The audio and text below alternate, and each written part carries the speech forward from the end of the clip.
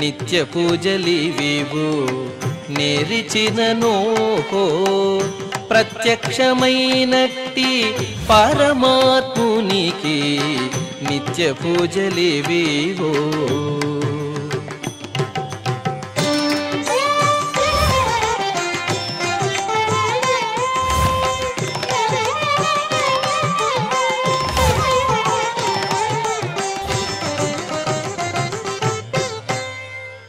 ఓం నమో వెంకటేశాయ.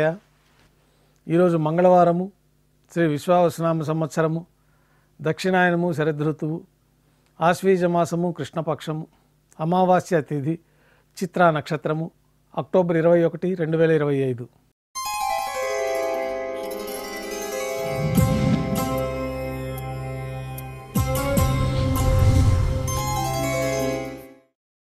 ఈరోజు మంగళవారము, విశేషమైన వారార్జి సేవగా మనం అష్టదళ పాదపద్మారాధన జరుపుకుంటున్నాము.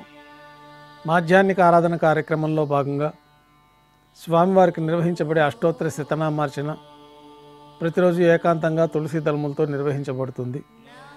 ఈరోజు మంగళవారం అదే ఆర్జిత సేవగా భక్తుల దర్శనార్థం 108 అష్టదళ స్వర్ణ కమలాలతో నిర్వహించబడుతుంది. అష్టోత్తర శతనామార్చన తర్వాత శ్రీవారికి మాధ్యాహ్నిక నివేదనలు అర్గింప చేయబడతాయి. వెంటనే సర్వదర్శనం ప్రారంభమవుతుంది. ఉభయ దేవేలతో శ్రీ మలయప్ప స్వామివారు మేళతాళాలతో ఊరేగింపుగా కళ్యాణ మండపానికి చేరుకుంటారు. కళ్యాణోత్సవం ప్రారంభమవుతుంది. పుణ్యాహవచనము, అంకురార్పణ, రక్షాబంధనము, అగ్నిప్రతిష్ఠ, స్వామివారికి అమ్మవార్లకి కళ్యాణోత్సవం సందర్భంగా నూతన పట్టు వస్త్రాల సమర్పణ, మహాసంకల్ప పఠనం, మాంగళ్యాలకి అభిషేకము, ఆరాధన పూర్తయిన తర్వాత స్వామివారి తరఫున అమ్మవారికి మాంగళ్యాల సమర్పణ గావించి ఈ సందర్భంగా స్వామివారికి అమ్మవార్లకి కర్పూర నీరాజనాన్ని సమర్పించి విశేషమైన హోమాలతో పూర్ణాహుతి పూర్తయిన తర్వాత మాలా పరివర్తనం అనే కార్యక్రమాన్ని నిర్వహించి శ్రీదేవి అమ్మవారిని, భూదేవి అమ్మవారిని శ్రీ మలయప్ప స్వామివారి చెంతకు చేర్చి ఈ సందర్భంగా అక్షతారోపణం అనే వైదిక కార్యక్రమాన్ని నిర్వహించి కర్పూర నీరాజనము, నైవేద్యము, తిరిగి కర్పూర నీరాజనంతో కళ్యాణోత్సవం పూర్తవుతుంది.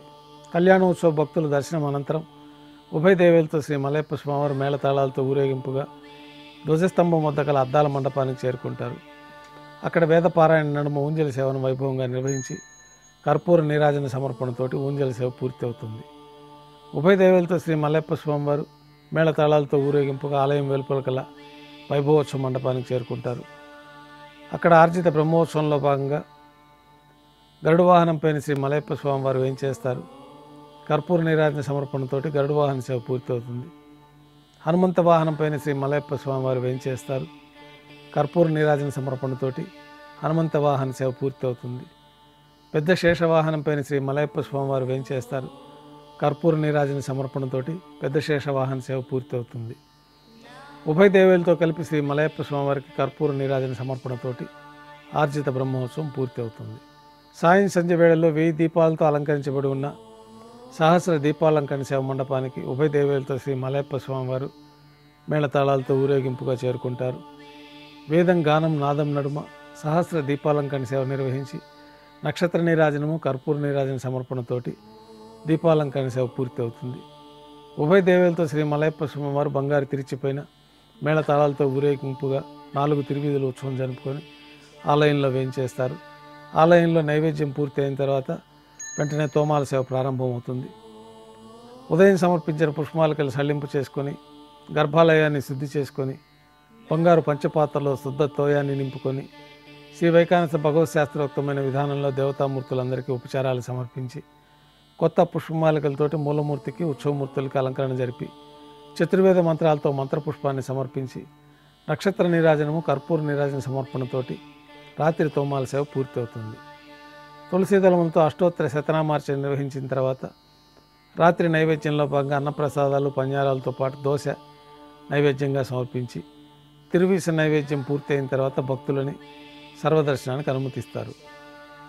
కొద్ది విరామం తర్వాత ఏకాంత సేవలో భాగంగా రాత్రి సమర్పించిన పుష్పమాలికలు సల్లింపు చేసుకొని గర్భాలయాన్ని శుద్ధి చేసుకొని బంగారు పంచపాత్రలో బ్రహ్మ తిరువారాధన కోసమే తీర్థాన్ని సమర్పించి ఏకాంత సేవలో భాగంగా కౌతుకపరమైన శ్రీ భోగ శ్రీనివాసమూర్తి వారిని బంగారు పట్టు పాన్పు పైన వేంచేపు చేసి ఈ సందర్భంగా స్వామివారికి దారోష్ణమైన గోక్షీరము, జీడిపప్పు, ద్రాక్ష, కలకండ కలిపిన మిశ్రమం నైవేద్యంగా సమర్పించి కర్పూర నీరాజనంతో ఏకాంత సేవ పూర్తి అవుతుంది.